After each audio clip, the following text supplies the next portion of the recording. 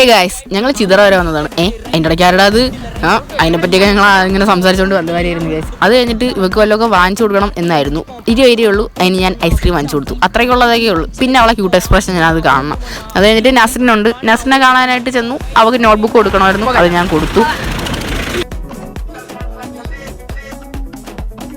അങ്ങനെ ഗൈസ് ഞങ്ങളൊരു ഞാറിട്ട് പോയിനൊക്കെ ഉണ്ട്.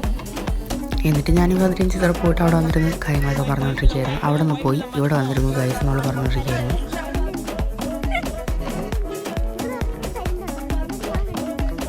അതിനുശേഷം പരിധിനായി കണ്ടു ഗൈസ്.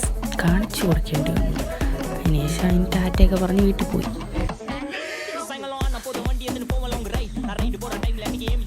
അതിനുശേഷം പരിധി ടാറ്റയൊക്കെ കൊടുത്ത് വീട്ടിൽ ചെന്ന് കുടികളുടെ ദിവസം ഞങ്ങളെ ജോലിയെല്ലാം തീർത്ത്. അപ്പോൾ ഇന്നത്തെ എൻ്റെ പേര്